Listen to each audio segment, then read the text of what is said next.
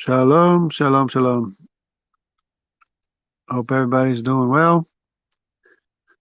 Not a servant of everyone. I hope you're a free person. You don't have to lend out your abilities or time to anyone else. Anyway, I watched a good deal of the discussion between Matt Slick, Dr. Josh, and the other evangelicals, and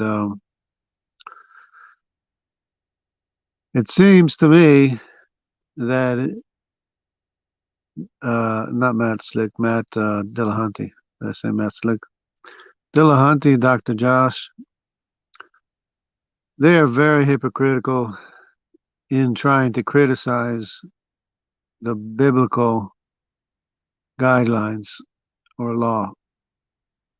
For one thing, to begin with, the Bible teaches to treat your animals well, not to abuse your animals. So the Bible is not the place to go to in your criticism. Hello, Erica. How you doing? Shalom. Good to see you again. So, if any place, I mean, you could criticize a lot of different ancient cultures for their treatment of women, treatment of people, servants, slaves, everything, and you would be justified in doing so. But the Bible has guidelines. That's the only place we get guidelines. I mean, of course, there was a certain ancient, common laws or between nations, as Dr. Josh was pointing out. And that's because we all came from the same family to begin with. I mean, you go back to the Assyrians, you go back to the Babylonians, or before that, and we're all the same family anyway, so we're all supposed to be treating each other right to begin with. So we have a code between us, between the nations, on how to treat each other. And then people just started going their own way from there. Hello, Honesty Angel Chillcat. Uh, I can't. It says Chill W Cat. I can't see the picture from here. But anyway, yeah. Snoopy Cat, back to you. uh, so I I like to talk about the today's servitude. If you want to take today's servitude as an example, because I'm familiar with the servitude here, I mean there in the New York tri-state metropolitan area. I'm very familiar with it. And if they give you a place to stay and food to eat, that in their mind gives them the right to abuse you.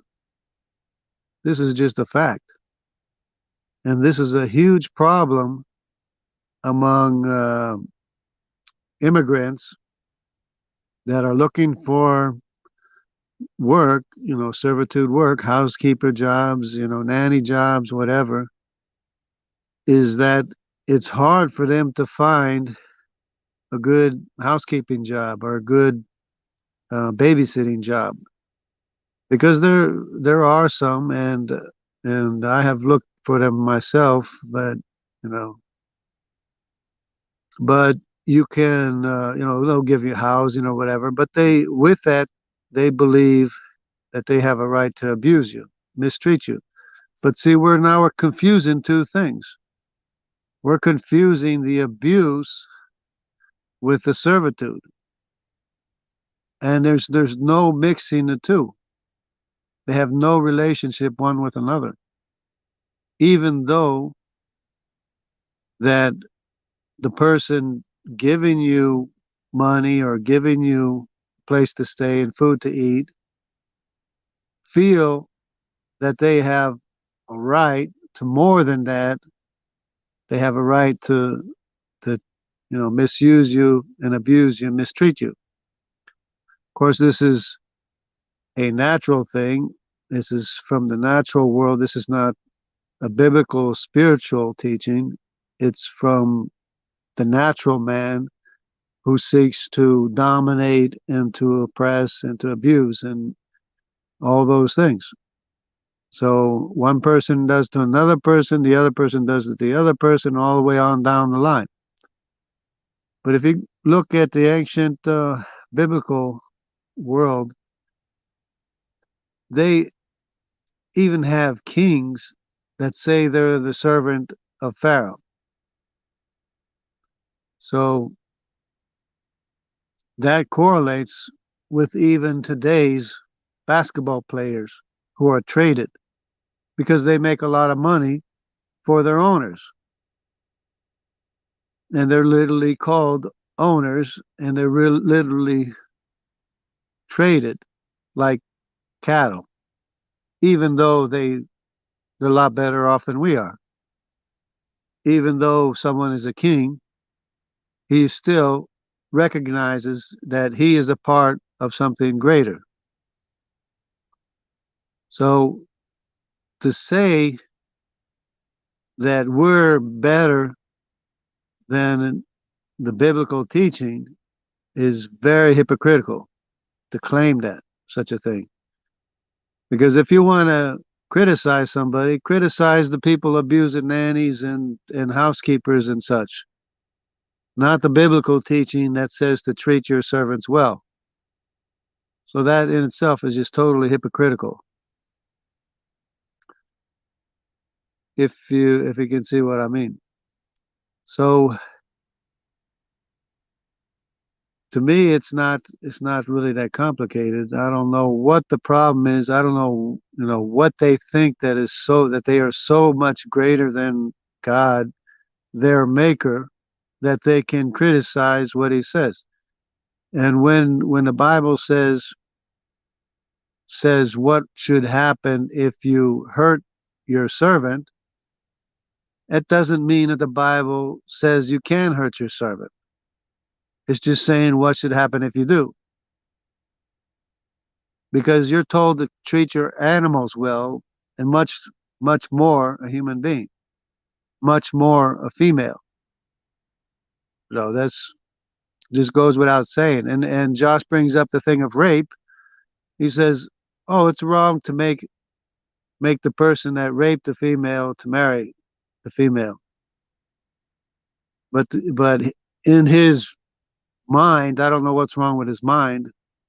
He doesn't realize that the female without support is completely destitute, has no one to turn to, because nobody's going to want her, having been raped, and she has no way of supporting herself. And plus the fact that the person that raped her was probably some family or cousin or relationship or to begin with. Unlike many cases of rape today where the person doesn't even know the other person. Well, many cases they do know the other person, but many cases they don't. But a female today is still able to live without the person that raped her. But back in the day, what was the person going to do? So there's a whole bunch of things to consider. And God knew what he was doing. And the fact that the biblical morality was far exceeding the morality of every other nation should be told, should be understood. So there we go. It's just totally hypocritical for Dr. Josh Bowen, and Matt Dillahunty to be critical of the biblical morality when the majority of people today are enslaved. If you are not in charge of your time and what you do, that you have to give your time and your abilities to someone else, that is no different from being a servant back in biblical times. And the fact that a slave could leave and could not be pursued shows you that the definition of slavery, today's definition, is not the same definition as the slavery of biblical times.